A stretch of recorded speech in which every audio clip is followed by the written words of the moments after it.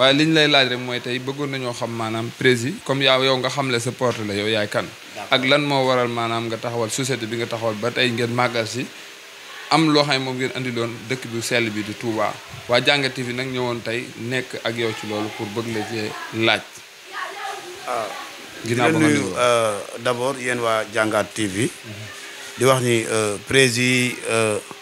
bon c'est un représentant commercial d'abord boo xamante ni mu ngi defee formation agence Jambar à Thiaroye ki ko defal formation boobu mu ngi nekk Jambar mu nekk un gérant ñu koy wax monsieur Abdoulaye Diène sama petit frère la lépp lu ma xam ci liggéey bi may def nii moom moo ma ko jàngal et que ci kaw loolu noonu ginnaaw bi ñu defee suñu formation ci Thiaroye ñu exercer wu fa liggéey bi dem def maanaam lépp loo xamante ni maanaam moom mooy critères yi ñu waroon remplir ñu remplir ko ba nekk un gérant de succursale Thiaroye lañ njëkk a yoree succursale ñu fa jógee dem Touba laa njëkk a génn comme voyage d'affaires mu jógee Touba dem Kaolack bi ñu demee Kaolack ñu am fa benn succursale jógewaat Kaolack daal di dem Mbour foofu nag la ñu daanaka la ñu créé maanaam suñu réseau bopp boo xam ne ñu ko tuddee Dismarque Jambar di nekk foofu di góorgóor di daana ko jug di gën a maanaam góorgóorluwaat ci liggéey bi nga xam te moom la ñuy def ba yàlla def ñu dem ba jóge ci li nga xam te ne maanaam moom mooy rek nekk rek gérant mais damañ ba nekk ba créer réseau bu yaatu boo xam te ni daanaka doon nañ ci fournisseur suñu produit maanaam lépp loo xam te ni maanaam moom la ñuy jëfandikoo jëndatuñ ko wala ñu koy jëlee ci ay fournisseur wala di ko jëlee ci ay usine mais Dismarque Jambar dafa mujj nekk maanaam benn kër boo xam te ni dafay produire ay produits yi nga xam ay produits cosmétiques wala maanaam produit de beauté lépp loo xam te ni maanaam day tax yaram doomu aadama bi maanaam mu nit ki ko utiliser yaram di mucc ayib ak yoo xam te ni da koy dimbal ci wàllum wérgu yaram waaw defe naa su fekkente ni dégg naa laaj bi loolu mooy jaar-jaaru prési Touba nag moom mooy comme li ma la wax rek moom foofu laa njëkk a def voie d'affaires maanaam nit ki toujours du fàtte fa nga xamante ni maanaam foofu la njëkk a tàmbali ay mbiram maanaam su ma lay wax daal dama leen ne la samay mbir Touba la tàmbalee moo tax chaque at maanaam dañ koy jaare ci màggal rek dañuy ñëwaat Touba maanaam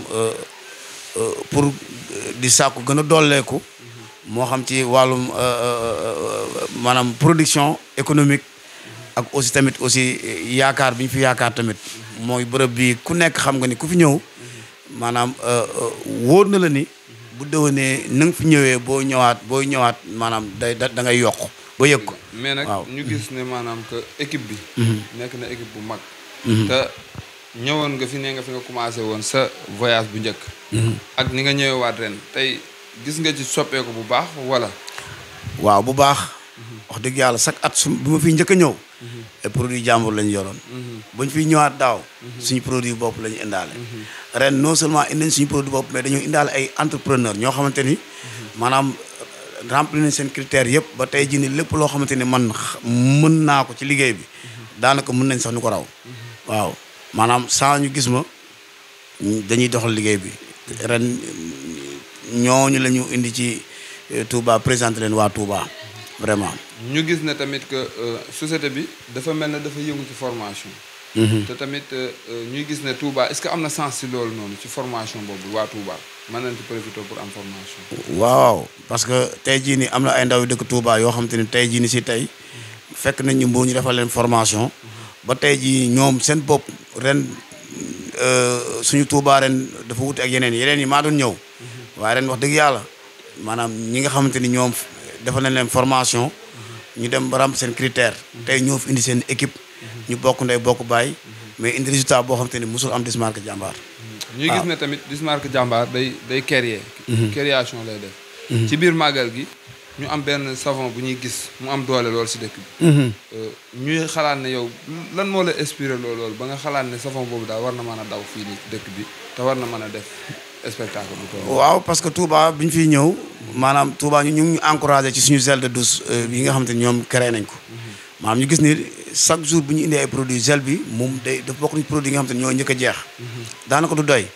léegi maintenant ñu gis ni tamit ci kaw loolu maanaam dañ doon demander saabu waaw lii de moom ndax amul saabu léegi moo tax ren bi ñu ñëwee ñu indil leen gel ñu defaale ci savon derma pur mbër boof nag surtout à base de mbër boof boo xamante ni fii lañ ko defaree ay doomu réew mi ñoo ko dafa waa Dismarque jàmbaar et que tey suñu ambition yëpp mooy naka la ñuy def sax ba tey jii nii ñu indi Touba Dismarque jàmbaar boo xamante ni maanaam moo xam production ak distribution boo xamante ni Touba spécialement. ci biir loolu sax ci la ñuy dugal laaj boobu. ndaxte da nga ñu siy jiitu mais ñoo ngi la doon xaar ci ndawi Touba ñoom. est-ce que am nañ sens pour ñoom it li waa Mbour di am. waa beneen dëkk di ko am ñoom it ñu ngi xaar pour nga defal leen ko. waaw vraiment loolu daf ñuy neex parce que tey jii nii bu fekkente ni tey ñu ngi nekk Mbour te chaque at ñu ñëw Touba. dégg nga wax bu baax. di gis suñu bopp ci Touba kon ça veut dire que ni suñu amoon lu ñu gënal tey ay doomu Touba ñoom ñooy def activité bi fii waaye doomu Touba yoo xamante ni tam ñun ñoo leen defal formation maanaam encadré leen woon leen ba nga xamante ni su boobaa tey jii nii maanaam dañuy toll Mbour rek di bàyyi waa jeune Touba ñoom di doxal Touba ak li ko wër parce que Touba rek bu ñu waxee Touba waaye dëkk yi ko wër yëpp marché la waaw ndax bu ñu waxantee dëgg Touba mook boo xoolee tey marché yi fi nekk daanaka marché yi nekk Sénégal yëpp Touba mu ngi compétir ak ñoom gis naa nit ku jóge Dakar ñëw ba Touba jënd fi produit delluwaat Dakar comprendre te bu njëkk ba dañ doon xalaat ni képp ku bëgg produit Dakar rek ngay dem waaye léegi bu ñu demee ba ku bëgg produit da nga ñëw ba Touba nga ut produit dellu fa nga jógee dem Dakar kon jot na wasunu Touba yi ñoom tamit ñu won leen naka la ñuy defaree produit ak naka la ñu koy distribuer ñoom tamit ñu defal leen formation boobu noonu ñu demal seen bopp. waaye ci biir loolu nag ñu gisoon fi ay sociétés yoo xam ne ñëwoon nañ fi. def fi ay liggéey yoo xamante ne bii xañ na duñ ne demuñu waaye gisatuñu leen. ñuy xalaat ne Dismarque jàmbaar it est-ce que moom buy ñëw dina waajal boppam ci côté boobu. waaw li Dismarque jàmbaar li tax mu pare mooy.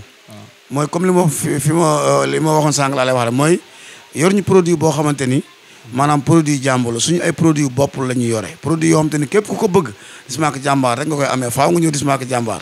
kon dèjà te ku nekk xam nga ne suñu produit amul mus ñu ñëw Touba ñu demaat di yóbbaale ay produits saa bu ñu fi ñëwee maanaam bu ñu waxoon dañu fi def 15 jours ba matul 10 jours lañu fi def comprendre nga beneen bi topp mooy bu fekkente ni par exemple tey ñeneen ñi dañu fi ñëwoon tey am ay difficulté maanaam pour satisfaire li nga xam mooy population ci wàllum économie maanaam dig yi leen doon maanaam rêve yi leen doon rêveloo maanaam ñu am impuissance maanaam fexe ñoom ñu mën ko réaliser Dismarque jàmbaar weesu na loolu maanaam amuñu problème boobu noonu Dismarque jàmbaar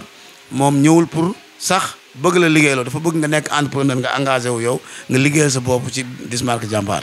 xam nga ci biir loolu tamit dinañu gis Dismarque jàmbaar di organiser ay fête. yooyu ñu ciy gis ñu ciy faral di joxe ay diplôme yooyu lu muy apporter tamit